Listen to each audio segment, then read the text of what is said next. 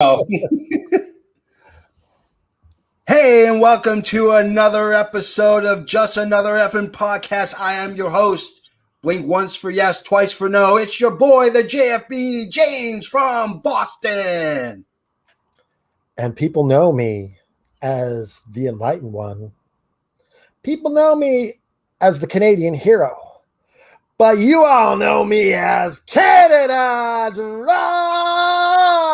Yeah, Canada Dry, baby. Woo! Back for another episode of Just Another FM Podcast. Now, we are pre-recording this because the JFB is taking the weekend off to go to the mountains to celebrate his in-laws' 50th anniversary that we were supposed to do last year. But COVID decided... son of a bitch, COVID. We're coming for you, COVID. You can't run. You can't hide from the JFB and Canada Dry. So let's get to some news before we get to the bulk, if you will. So apparently Shaq challenged Paul White, otherwise known as the Big Show, to a match in AEW. Paul White responded saying, "Bring it on." Shaq said he's going to take the summer to get into shape. This was ballyhooed for years on WWE. It was going to be Big Show and Paul White. Big Show versus Big Shaq. Do you know what I love about this? Is that WWE built this up, didn't follow through, and now AEW gets to swoop in and get all the glory. Yeah. So apparently Big Show, but Paul White said that it was injuries that were really what was the reason why they couldn't have their match. But Paul White says he's in the best shape ever. Shaq said he's going to get into shape. I'd like to see this, to be honest with you. I'd like to see what Shaq Fu can do. I don't understand. Okay, so you had that match with Cody, and yeah. I don't get what they did with the ambulance after. It didn't make any sense. It was as JFB says, Fugazi. Yeah, it was Fugazi. Oh, Fugazi. Sorry, I'm Canadian. Fugazi. Yeah, you can say Fugazi because you're from Canada. You say Fugazi, I say Fugazi. Let's call the whole thing off. So John Moxley is sporting a new look. Kind of looks like the JFB. He shaved his head and is wearing wrestling trunks. Do you shave your head? I do. I shave my head about every 3 days. So I got this big ball. That's a lot of work. Yeah, it is. This is not easy. It's about 40 minutes to shave the face and the head. Especially if you take your time and let it grow a bit, then you're like, oh no, it's even. No, that's too much time. Like 2-3 days, and then I have to shave it off. It's quite the ritual. Yeah, it is. It well, is. What you do in your face, you might as well just do your head too, right? Yeah. So, but I got the same bald shaver, skull shaver that kind of gets it down close, and then I go over with a one. Oh, is it the round one? Yeah. Yeah, I tried using that for my hair. It doesn't work. It's a bald person's thing. Yeah, it is. It's for those who are follically challenged, if you will. Follically challenged. And I think that's why Mr. Moxley decided to, to do the JFB, to do the Messier, to do the Triple H. Who else we got in that category? Oh, Cesaro. Bruce Willis. Bruce Willis. We should do a podcast of guys who would look better bald. Yes. What about Mr. QT Marshall? So he's going the other way. Yes, he is. He's fighting the good fight. He's not submitting. He is not. He's going like, I'm going all in. I'm not letting this happen. It's a best out of 7 falls with his follicles. Yeah, and they're coming in nicely. So at one point, you just have to decide which way you're going to go with this. Yeah, you got it. And there's a point where you have to make a decision. You have to stick to that decision. So I went early and decided to. I don't think I'll ever go bald. My dad, he's got a big afro at 82, so I'm not going anywhere with my hair. So. You damn Canadians! It's your municipal water. That's what. Yeah, hair growth. We have good water here in Canada. We're not polluting it like Detroit. Ooh, that Flint water, man! You'll grow a third eye in a not just Flint. Baby arm. Not just Flint, just most of Detroit. Yeah, but most everywhere. I don't drink my water here. It's all It's double filtered. That's so how. Do you use the Britas or what do you use? We have a filter in the fridge that does it. It circulates. Oh, so you just twice. have the little dispenser in the fridge. Yeah. And you just change the filter once in a while. Yep. Every 6 months on the dot. I got a reminder on the phone. Nice. Lets me know a week ahead of time before I have to wait so I can order it. Filter your water, people. Come on. Yeah. You don't want to grow a baby arm hanging out of your forehead. So we have the 25th anniversary of the New World Order. That is right. July 7th at Bash in the Beach, Hulk Hogan turned heel and joined and formed the New World Order. It has been 25 years since one of the greatest factions of all time was created. And I remember I watched it ever since, baby. I watched that pay-per-view and holy crap. I had no idea who the third guy was when Hogan came in. I'm like, oh great, they're gonna do a DQ. And WWE has been making off money off the NWO ever since they bought WCW. Oh yeah, well, interesting you say that because Scott Hall said a couple of weeks ago that he still gets royalty checks from NWO shirts and NWO merchandise. And Scott Hall, like he's saying he's getting more money now than when he was a wrestler. Yeah, no kidding. Just on NWO stuff. Speaking of NWO, Bischoff talked on 83 Weeks. For those who did not or do not listen to that podcast, do it because Bischoff gives you a really great other side of the other side of the door when it comes to WCW. But he actually talked about Hogan turning heel and the difficulties it was. He didn't know Hogan was going to turn heel until the minute he walked out of the back from gorilla position down the ramp. He said he had no idea. Peter Young, those who might know him, he is Hulk Hogan's manager. Has been Hulk Hogan's manager since his AWA days. Wow. Actually tried to convince Hogan not to turn heel, and Linda Hogan, Hulk's ex-wife, was worried about the financial limitations it would produce because if you're a face, you sell merchandise. Heels don't sell merchandise, but nobody knew NWO was going to take off as big as it did. Speaking of the 84 weeks, Bischoff also talked about whether wrestling should have an off season. I saw that. I didn't read it. So what's the deal? So he's saying no, it shouldn't because you would lose so many people. Yeah. Storylines, and it would just, I think you don't need an off season. I agree with Eric Bischoff. Yeah. But how AEW is handling it, you only got to come in 2 times a week. Yeah. And I imagine it's going to increase once you have AEW house shows and stuff like that. Yeah. But I don't see why, with the way things are, especially with WWE and their TV deal, why you need to be doing this so much and just burning out your wrestlers. Yeah. I like the way the territories worked before WWE bought all the territories, which was, you'd wrestle for 3-4 months, then you go to another territory. And not saying you can't do that with WWE. Maybe you wrestle 3 months on Raw, you take a couple weeks off and you show up on SmackDown, and you take a couple weeks off and you show back up at Raw. You got to give these guys some time because when you're wrestling 300 days out of the year, you're bound to get hurt. You're bound to get tired. You're going to make mistakes. I mean, injuries, and especially with the older guys, that injury is a nagging injury. That could knock you out a month. And there's always a lot of pressure that you're going to lose your spots. Yeah. And you always rush it. They use painkillers, and you know it's just not a good atmosphere. And they got to do something about that. Oh yeah, totally, absolutely.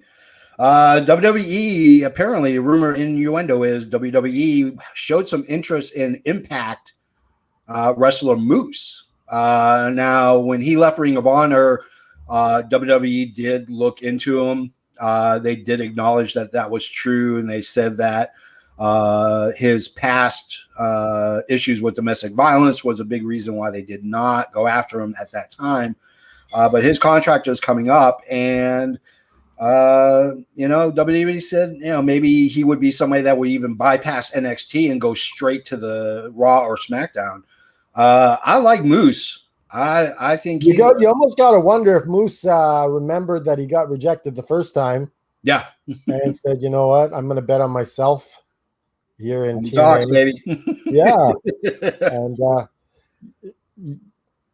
some people, they'll sign up that for that WWE deal just because it's WWE. And a lot of times people learn and they just like, you know what? I'm just going to bet on myself in another organization. Yeah. And he could go anywhere. I'd love to see him go back to Ring of Honor because I loved him in New Japan as well. And WWE, we talked about this last week in our China episode, but WWE came out with their top 50 tag teams of all time, and they ranked the New Day as number one. Now, no haters here. We're not don't bash us on social media, but, the New Day as the best tag team of all time, that got us thinking. Yeah, we talked about it last week on the show, and it kind of got us thinking. Getting our little noggins churning. Yep. So we decided this week, if there's one thing I know for sure in this world, and it is certain that you'll pay taxes, you're going to die, and tag teams are the highly underrated wrestlers in a wrestling promotion. It takes something more than just smashing a couple of guys together. It takes a chemistry. It takes talent to work it to perfection. It's like ballroom dancing. You have to know what your partner is going to do at all times. If you're going to go forward, your partner knows he's going to go backwards. And you got to have that sort of like mental telepathy. Absolutely, yeah. You have to know. You almost have to be on the same wavelength to know exactly what's going to do. So the JFB and Canada Dry decided to do. Were we backstage flipping a coin again? We were, and you won, as always. I'm on a 3-game winning streak. So we have decided to do our own top 5, our top 10, but each of us picked 5. So Canada Dry, who is your number 5 tag team of all time? I'm going to go with the most underrated team in the history of wrestling. Demolition. Ooh, Demolition. Now Demolition. Yeah. They were created as WWF's answer to the Road Warriors. And, the Road Warriors were great. Yeah. Great tag team. Yeah. But technically, I'm gonna say, and I'm going out on a limb here, that Demolition were better wrestlers. Ooh. The thing is that the Road Warriors, they had a great look and they had the muscle. Yeah. They were a powerhouse. Demolition, they had to rely on those, the great tag, the actual tag. They didn't have such a great look except for the face paint. Yeah. But they developed into such a great tag team. Yeah. And just their storylines and the way they tell their story, it was so great. So they had they were 3-time WWF Tag Team Champions. Yeah. They were the second longest in WWF WWE history. How many days? Sorry, I didn't get that, but I know it. It's 478 do? days, baby. 478 days. 478 days. And all their tag team championships combined, yeah, they are the longest reigning tag team champions in history. Yeah. Damn. And they're not in the WWE Hall of Fame. Yeah. And their feud with the Hart Foundation. Oh, yeah. Just going back and forth with them. That rivalry was so great. Oh, it was amazing. They had great chemistry as opposing teams. And their SummerSlam match in 1988, yeah, where they defeated the Hart Foundation, was a great match. Yeah, absolutely. That was probably one of their better matches in their history. Yeah, I love Demolition. You know, I mean, separately before they formed together, they were great. And let's not forget about Brian Adams later joined the Yeah. Freebird Rules. Yep. And Bill 80, who played Axe, since I always say Bill 80. Yeah. He was the Masked Superstar. Yeah.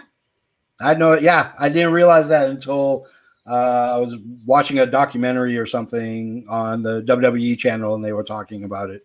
And Barry Darsow was with the Moondogs. Yeah. Yeah, that I knew because I love the Moondogs. So my number 5, before Booker T became a five-time heavyweight champion, 5 times. Him and his real life brother. This is shoot, half brother. Oh, half brother, yes. Stevie Ray formed a vicious tag team called Harlem Heat. After some What were they called in the Indies? I don't remember what they were calling the Indies. It's just on the tip of my tongue. It was kind of an odd name. The Ebony Experience. That's right. Yes. So after a modicum of success in Texas, they took their wares to Atlanta, Georgia, and jumped on board with the WCW. They found success going up and lasting against probably some of the great tag teams in WCW, guys like the Steiner Brothers and the Outsiders. They brought in Sister Sherry Martel. They laid claim to the WCW tag team titles 7 times with Sherry. My favorite match of theirs wasn't a match they won. It was at Halloween Havoc of 96. They dropped the belts to the Outsiders. But it went 10 minutes and 49 seconds and was a amazing match for a real weak Halloween Havoc that they had. So that was my number 5. Who is your number? Well, let me just comment on that. Yeah, comment on it, baby. Call me baby now. So what I like about his Booker T's work with Harlem Heat, and we say this with the Hart Foundation as well, everyone just gets a good look at Booker T in that team. Yeah. And he's the star of that team. Yeah. By far and large, yes. And it just propels him later to the world championship. Yeah. I mean, nothing wrong with Stevie Ray. Don't get me wrong. Stevie Ray was a decent wrestler, but Booker T was the one who carried that team to all those championships. I mean, Booker T was more than just a worker; he was a star. And that's Spinaroonie. Yeah, the Spinaroonie and that leg kick, the scissor kick that he had was amazing. So, who is your number 4? The Rock and Roll Express. Woo! Rock and Roll Express. They are the 9-time NWA Tag Team Champions. Yep. The 10-time Smoky Mountain Champions. And so they're known for their feud with the Four Horsemen. Yeah. They're really known, and this feud just keeps going on, and it never seemed to end. Yeah. And this is back when wrestling was crazy like that. Yeah. Their feud with the Midnight Express, and was just amazing. Back and forth. And some of their greatest matches was that 86 steel cage match. Mm-hmm. And then their final match that kind of just ended it all was their WCW Wrestle War match. Yeah. And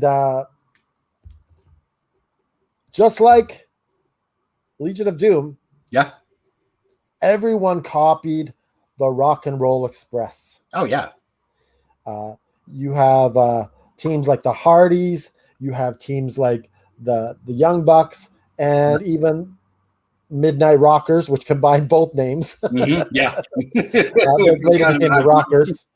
The WWF, WWE, I guess WWF run, wasn't so good. They didn't get the proper matches and pushes that they deserved. So I don't understand why they didn't get quite the recognition, but they went into the WWE Hall of Fame. Yes. And just seeing them on AEW, doing that Canadian Destroyer. Oh yeah. Oh my God, that is absolutely that's got to be one of the best ones. It is. In their interactions with FDR and the Young Bucks. Yeah, that was just fun. I mean, if you want to talk about a team that's multi-generational, that's one of them. And to be honest with you, I mean, they still wrestle. 54 years. Yeah, they still wrestle as of right now. They are still wrestling live. They broke up for a small period where they did a feud against each other. Yeah, but they're better together, right? It doesn't count. I don't count that. We don't recognize that. We don't. That's erased from history. We call that the dark times. Yes. The 500 years of silence. Yes. So my number 4, I decided to go back into the history books and came up with the Brain Busters as my number 4. Now, Arn and Tully Blanchard, AKA, they're not just the Brain Busters, right? They're just Arn and Tully. Yes, it's Arn Anderson. Anything else in any other promotion, right? They were 4 Horsemen, and then when they came to WWE, WWF, they were the Brain Busters. But Arn and Tully, goodness. They were mean and nasty, and probably one of the near perfect technicians you will ever see in the ring. Of course, they got to start in NWA. They were the founding members of the 4 Horsemen. And then when Ole and Arn, who used to be called the Minnesota Wrecking Crew, when they kicked Ole out, they brought in Tully, and Tully and Arn started the tag team. So you had Flair as your champion. You had Barry Windham, and at one time was the television champ, and then you had Tully and Arn, who owned the tag team championships. They beat Demolition to become the WWF tag team champions on the Saturday main event. Yeah, 2 out of 3 falls. Yeah, they were 2-time tag team champs in NWA.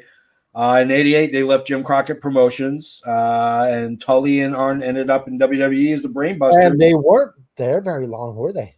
They were there for about 4 years. Really? It didn't seem like that. Yeah, it could have been a little bit shorter. I think it was 4, but it might be shorter than that. But they were under the management of Bobby the Brain Heenan, who we both agreed upon as the greatest manager in one of our episodes. Greatest manager of all time, baby. Yeah, episode 17. I need to speak to your managers. He was part of the Heenan family. They had a feud with the Rockers. That was their first big one. They only made 1 appearance at WrestleMania. That was at WrestleMania 5 when they fought Strike Force. And that's when Pretty Boy Rick Martel left Tito Santana hanging out to dry in the ring as the Brain Busters beat him up. And he walked down up the ramp and out of sight. And Strike Force broke up? Huh? And that's when Strike Force broke up? That's when Strike Force broke up. When you're he became the model, Rick Martel. Not model, Rick Martel. That's when he became the model. Yeah. Rick Martel. They started their one and only title reign in WWF and WWE after defeating Demolition in a best out of 3 falls match on Saturday Night Main Event with the help of Heenan and Andre the Giant. That ended Demolition's 478-day reign of terror. I remember watching that with my friend. And we wanted the Brainbusters to win just because we were so sick of how long Demolition had been champion. So give us someone new. And you're talking over whenever a title change happens, it's just so exciting. So we wanted a title change. They dropped the belts back to Demolition in October in controversial fashion. As Tully, who was the illegal man at the time, was in the ring and got pinned. They split, actually, after Tully failed a drug test. So that probably led to the exit of them in the WWE. Yeah, I think he was smoking this Satan's cabbage. Satan's cabbage. And Arn left because there was no storyline, nothing for him.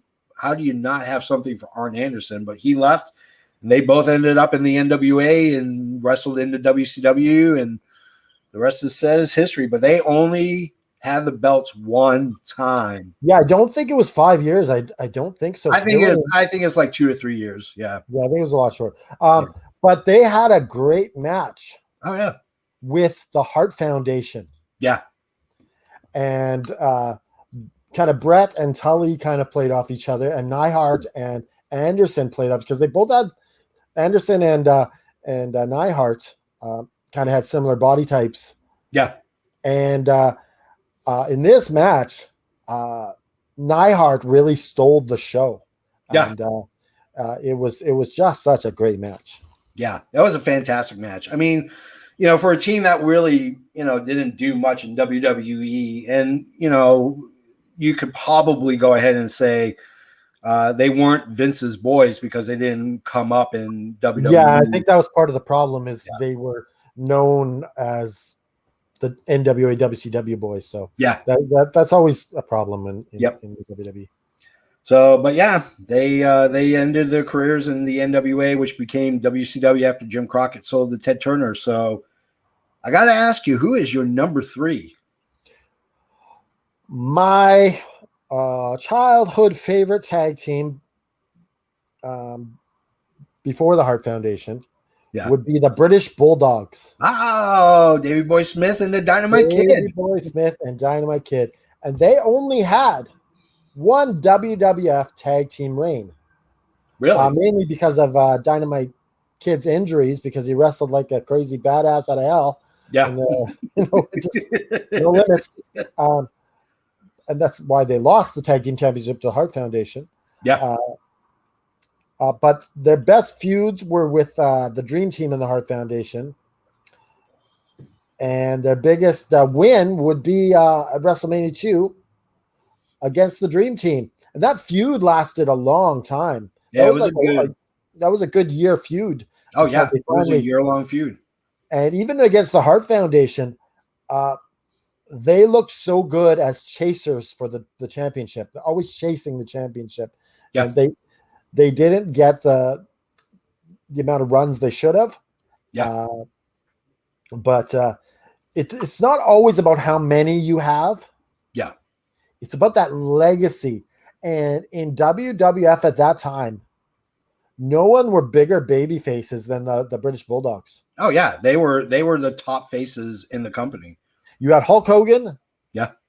And then you had the Bulldogs. Absolutely. The top faces. Like little known fact, they left the WWF for a while. Mm-hmm.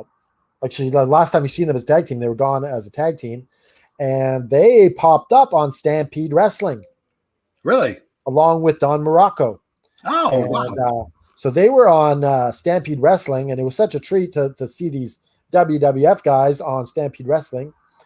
And they broke up and had a feud against each other. And they had a haircut match, and it was a neat to have a feud with the British Bulldogs, and it was kind of neat to see them on Stampede Wrestling doing that. That's awesome, man. I had no idea they went to Stampede. They have the roots there, right? So it's always a place to come back and wrestle for Stu. Yeah. Stu make him get a haircut? Who got the haircut? Probably the hair. I don't remember who. I think it was Dynamite, because I remember Dynamite having short hair for a while.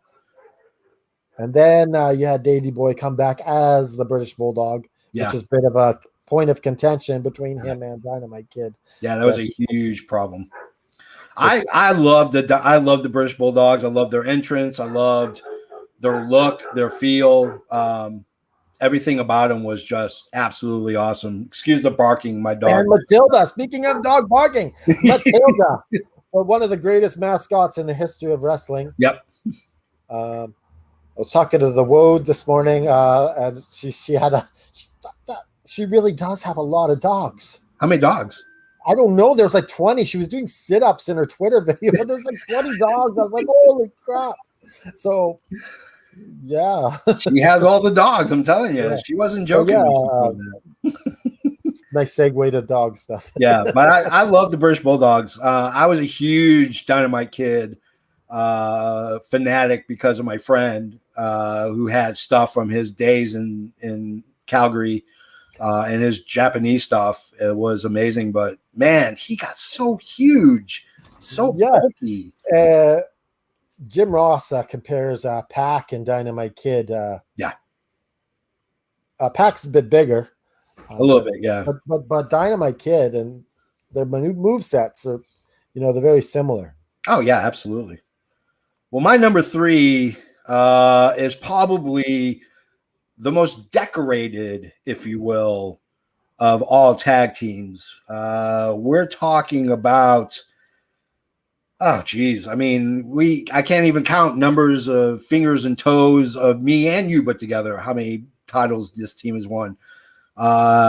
Get the tables. It's Devon and Bubba Ray or Bully Ray, the Dudley Boys or Team 3D. They cut their teeth in ECW. They were part of a stable called the Dudleys, where you had Big Dick Dudley, who was a traveling salesman and impregnated all these women. And they all had these children who grew up to be professional wrestlers. It was hokey, to say the least, but wait, you're telling me they're not really brothers? They're not really brothers. That's a work. You got work. I got work. You got work. And work. They won the ECW tag team titles 8 times. They left ECW. The story goes that they got an offer from WWE.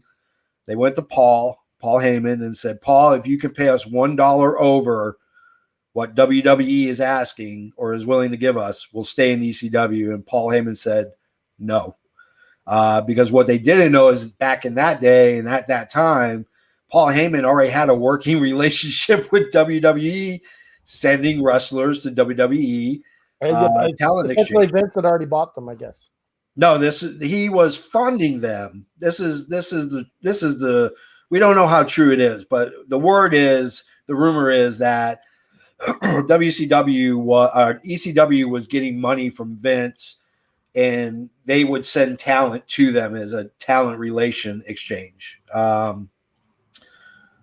That's the story. Paul Heyman's confirmed it, but nobody from. Why did they fold then if they had WWE money? Because they stopped taking Vince's money when they got the TNA or the country music station. Yeah, what's the station? TNN or something like that. Yeah, TNN then became Spike TV. Right. When they went to TNN, they lost they got rid of the WCW money because they had their own weekly show, and obviously they tanked. And then they folded and sold to Vince anyways. Yeah. Okay. That makes sense. But this is probably where they became the most famous. They brought that hardcore sensibility and a penchant for breaking people through tables. Was Spike Dudley part of the ECW as well? He was, yes. Okay. Yeah. And he kind of traveled with them per se. Wherever they went, he eventually showed up at some point in time. It was also here they had some of the most amazing tables, ladders, and chair matches with the Hardy Boys and Edge and Christian. They won the titles 9 times and actually won the WCW tag team titles once when they were with WWE when WWE bought WCW. Right. So it's kind of a WCW. Yeah. 2005 they signed with TNA Wrestling, now known as Impact. They won the tag titles twice and the NWA tag team championships once. Then they went to Japan, where they wrestled for New Japan Pro Wrestling, and they won the IWGP tag team titles twice. And not only did they do that in Japan, but they went to All Japan Pro Wrestling, which has this tag team tournament every year. And it's called World's Strongest Tag Determination League. And they won it once. So you're talking well over 20 titles that they have won because they wrestled independents and when they left WWE. We're not listing all the indie titles. Yeah. And they came back to WWE every once in a while. They get a win, and then they leave. Their late run, they had a tag team championship as well. Yeah. But to me, the best match was WrestleMania 17. Edge and Christian and the Hardys and Bubba Ray and Devon.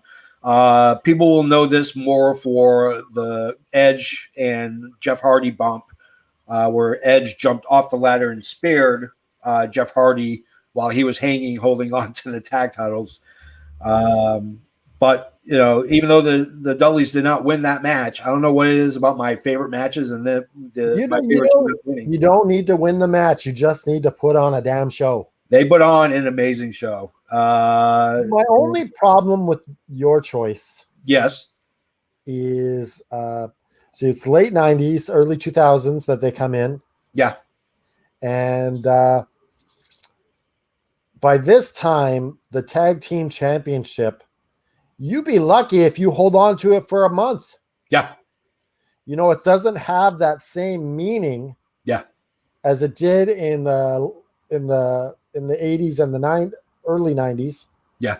And that's my only issue with the Dudley Boys.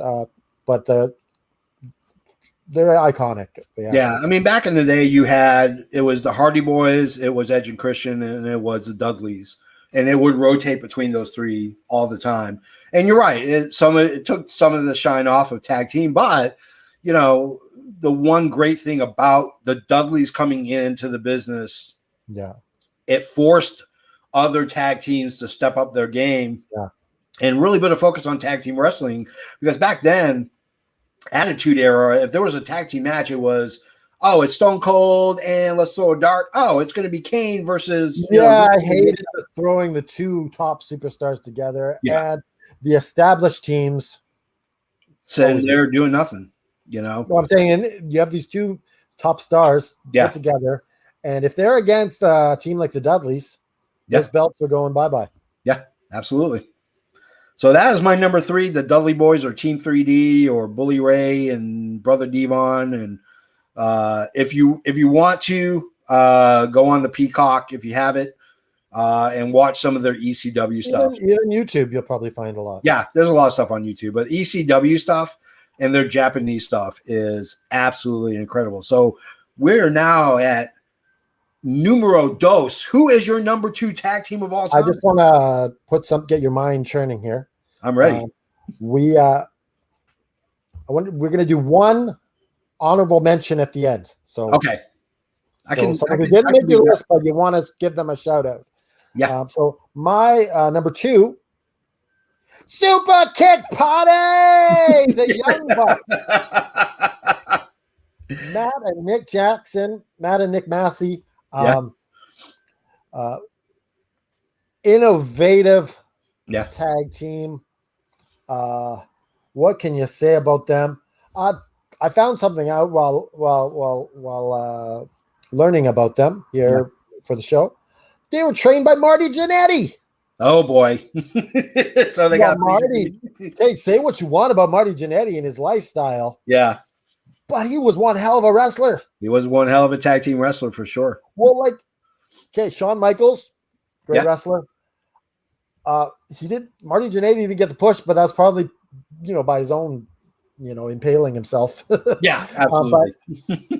He was, I'm going to say something other controversial, that he was just as good as Shawn Michaels.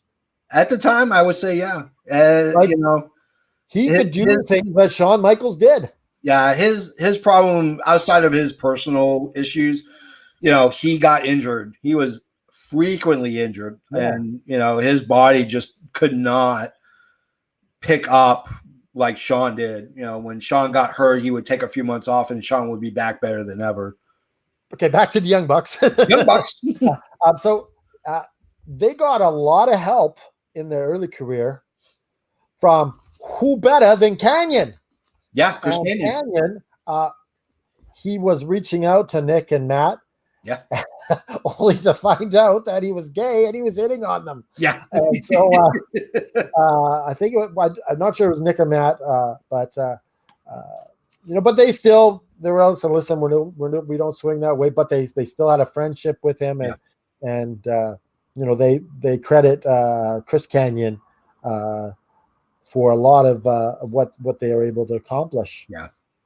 So they are having a hell of a run right now as the AEW Tag Team Champions. Yep. And this run is so amazing. Yeah. Like they started out as face, the T's becoming heel, then they went back to face, and then they went full heel. Yeah, and, absolutely. This run that they have right now is awesome. And I like how when they first started AEW that they didn't need to steal the show and make sure they were the center of attention, but they're stars and they need to have their run. Yeah, absolutely. They are 7-time New Japan Junior Champions. Yeah. 1-time World Champions for New Japan. Yeah. 1-time AAA champions. Oh, I didn't know that. Yeah, it was in AEW. Remember? Oh, that's right. Yes. Okay. Yes, against the Lucha Bros. The Lucha Bros. 4-time PWG champions. Yeah. And I'm gonna go with Uncle Dave for my best match of theirs. It will be the 2020 match of the year. Yeah.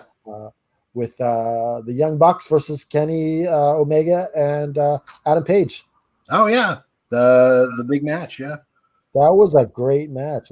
Yeah, I'll say this about the Young Bucks. Yeah, and the internet wrestling community there's no medium when it comes to the Bucks. It's either you love them or you hate them. You can't like them. You gotta love them or you gotta hate them. But also the fact that their names are on your lips. That's enough. Yeah. Even if you're talking the Young Bucks, you're talking about the Young Bucks. Yeah. Yeah. And they're an homage to the Rockers, the Hardy Boys, yep. Rock and Roll Express. Rock and Roll Express. That's what I really like about them. They're a combination of all these teams, and yeah. They are in legit real life. They are huge fans of professional wrestling. The art and the craft of professional wrestling. They know the history behind the professional wrestling, and their dad put a ring in their backyard when they were teenagers and supported their dream. And that's just amazing to have a parent like that to build you a ring. Yeah, and say, okay, if you're going to do this, let's do it right. Yeah, because they didn't want them jumping and breaking their necks on cardboard and plywood. That was a really good one. I like that. My number 2, you want cool? Check. Want a tag team to first come to the ring with music? Check. Want a tag team so influential that they named a rule after you guys? And I think the team that you're about to name Fabulous Freebirds.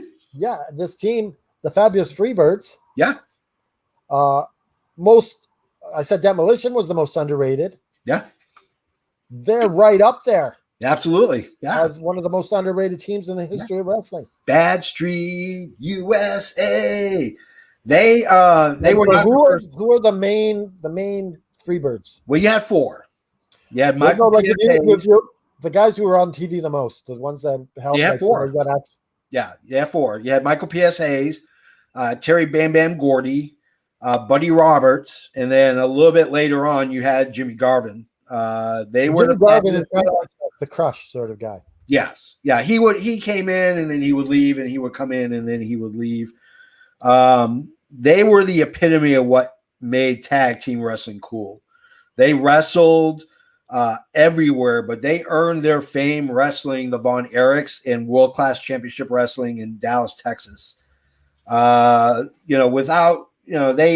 created something today called the Freebird Rule. For those of you who are not in every promotion, they use this. Yes. Any 2 guys at any time can defend the belt, and that used to drive. It used to make the opponents crazy. And you got the New Day who used this for years. Yes, you didn't know which 2 were going to tag team up. They were 4-time NWA champions. They were 6-time WCCW World Class Championship Wrestling. They won WCW twice. Now, They did wrestle in WWF. It was a bastardized version. It was P.S. Hayes and Terry Bam Bam Gordy mostly. And again, you had another situation where you had. See, I don't remember them in WWF. It was a short run. It was just a little over a year. It was sporadic. But they didn't get any push or anything. No push at all. They were completely underutilized because they were from the NWA, so they weren't Vince's guys, But if you want to see an amazing match, my favorite match was in 1984. It was against the Von Erichs, Kerry and David, I think, in a street fight.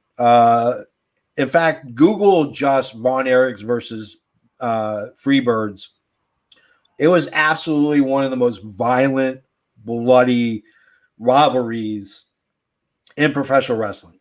There was no rivalry better than the Von Erichs versus the Freebirds. I've never seen two groups of people just beat the ever living hell out of each other. And it all started with innocently by Michael P.S. Hayes slamming the door on Kerry Von Erich's head in a steel cage during a NWA championship match against Ric Flair. That's how it started. And it just flowed from there at that point. So that is my number 2, the Fabulous Freebirds and Bad Street USA. That's awesome. Michael P.S. Hayes. Yeah. Now he's known as Doc Hendricks. It's funny. They were inducted into the WWE Hall of Fame a couple of years ago. And Michael Hayes has been a backstage producer. Who did they induct? They induct all 4. They inducted all 4. Jimmy Garvin and Michael P.S. Hayes are the only ones that are living. Buddy Roberts died a couple years ago, and the other guy, Terry Gordy, was dead for a few years. He's been dead for a while, but they're in the Rock and Roll Hall of Fame. They're not in the Rock and Roll Hall of Fame, but they are in the WWE Hall of Fame. That's our blooper of the day. Yeah, but blooper of the day. But they had their own song. And then when originally they came to the ring using Freebird from Leonard Skinner, and this was back in the day. I don't think they were allowed to do that. Yeah, well, they wrestling promotions were using licensed music all the time, and it didn't really matter until the band started figuring out what was happening, and they're making money, and they're like, "Hey, we want our cut," and they were like, we're not going to do it anymore. And that's when they came up with Bad Street USA, which if you want to hear a jam of Southern rock for a tag team to come down to, Bad Street USA, sung by Michael Hayes, by the way. Thank you very much. I gotta listen to that later. All right, so you're number 1. We're into number 1 territory. So the top 2 spots are here now. Yeah. Number 1 and number 1. Number 1 versus number 1.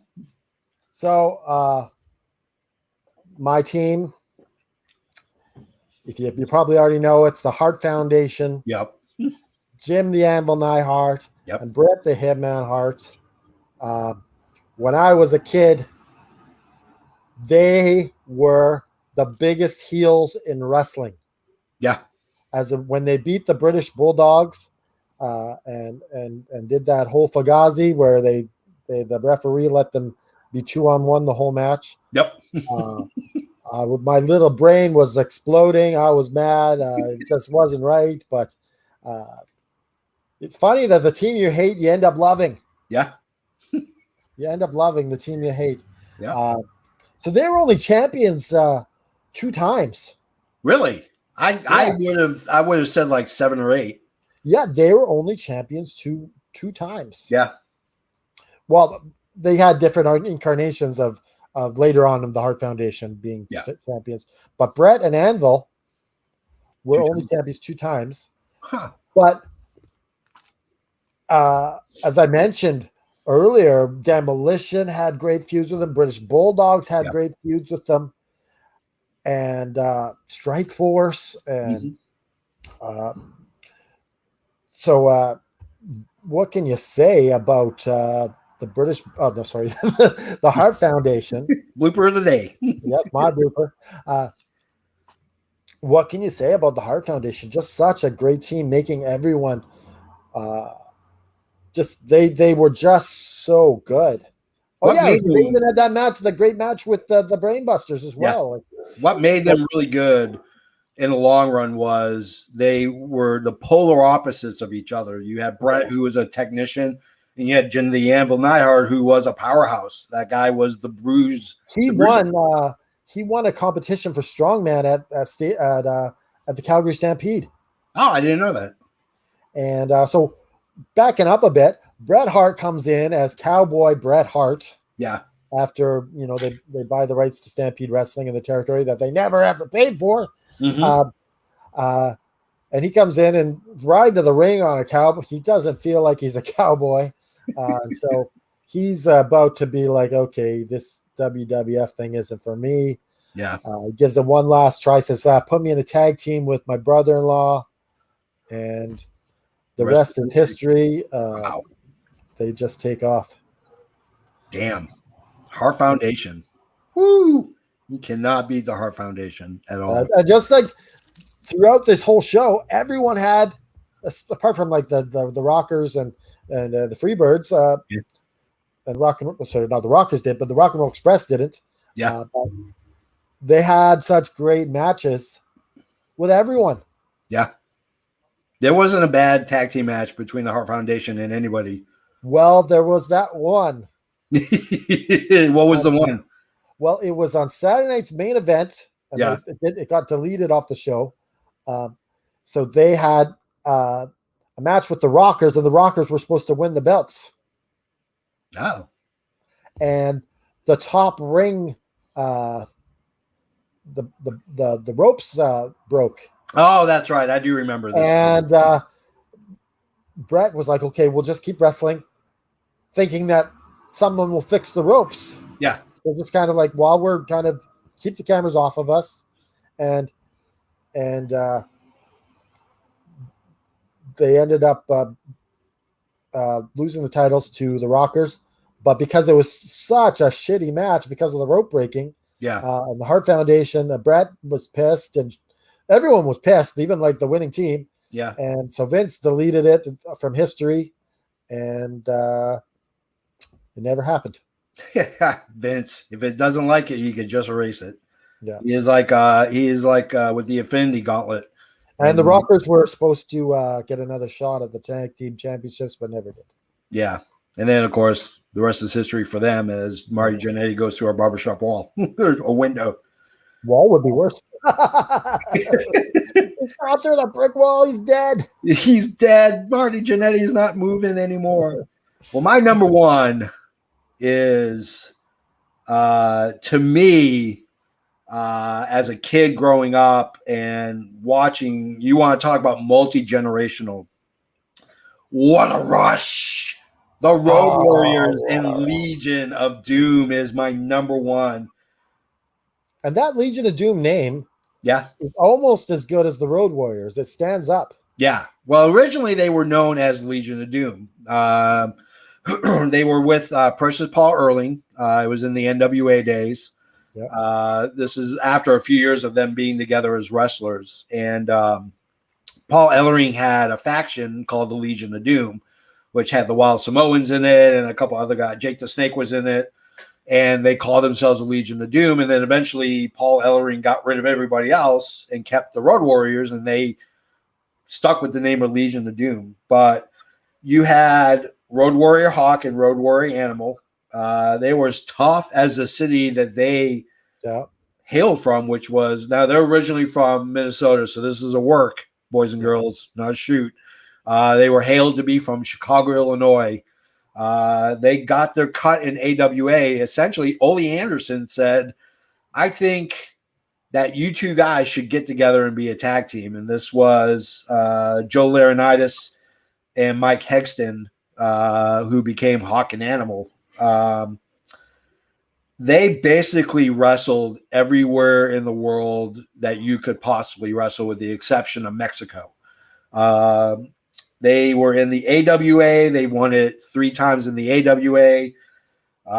They wrestled They hit the road to Japan. They wrestled in All Japan. They won the title in All Japan once. They made a move to Jim Crockett Productions and won. They were NWA champs multiple times. But here's the funny part. They were still AWA champions when they signed with Crockett. So at the time they were wrestling for the NWA championships, they were still AWA tag team champions as well. They went for another stint in New Japan Pro Wrestling this time, where they won the tag titles a couple times, and then finally landed into the land of milk and honey. You can't wrestle unless you wrestle for Vince at some point. You're not considered a good wrestler at that time. Him and Hawk and Animal ended up in WWE. They received a tremendous pop. I remember their first show. But they were absolutely 100%. They actually interfered in Brett and Anvil's match. Yep. Where Brett and Anvil won the tag team titles against Demolition. Yep. And that set up the ultimate destruction of Demolition because they were being replaced by Road Warriors. Or Legion of Doom at that time. Yeah. They were absolutely underutilized. They were never booked the same as they were in other territories. And in AWA, NWA, New Japan, All Japan. When we talked about this, they didn't get that heel run. No, they didn't get the heel run. And I think that was very important to get that heel run. It was huge. And they were never booked as a powerhouse team. When you look at their NWA, WCW, AWA, and New Japan stuff, they were built and that WrestleMania match, though, riding on those Harleys to the ring, that was awesome. That was badass. But they were always booked SummerSlam, right? Yeah, no, it was WrestleMania. Was that okay? Yeah, it was WrestleMania. But they were booked as being this powerhouse team, and they weren't booked that way. Now they won the WWE title twice.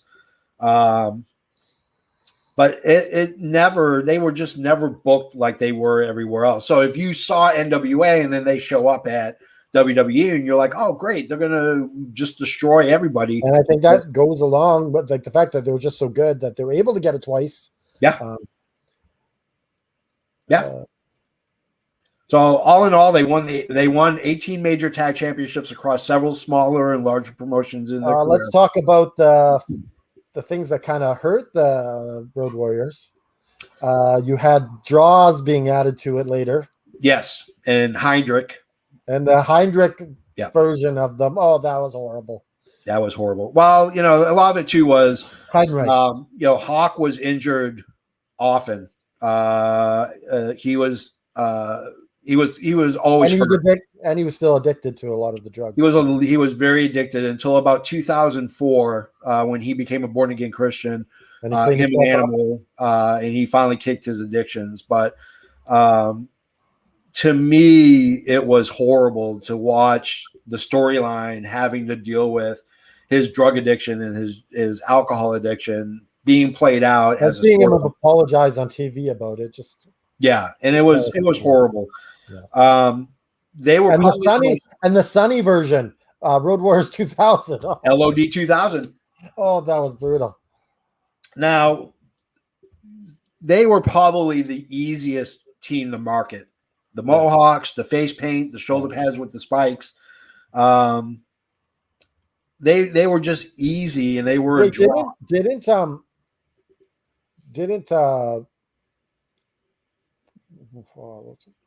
one of them go to Japan and team with someone as well? Yeah. So what happened was Hawk got hurt. He had a horrible leg injury when they were in Japan. So Animal teamed up with I can't remember his name, but he called himself the Power Warrior, and had the spiked mohawk and had the face paint like them. And they won tag team titles twice as the Hellraisers.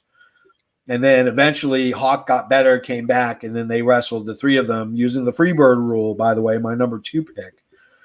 The greatest match for me for the Road Warriors has to be against the Midnight Express at Starrcade 86 in a scaffold match.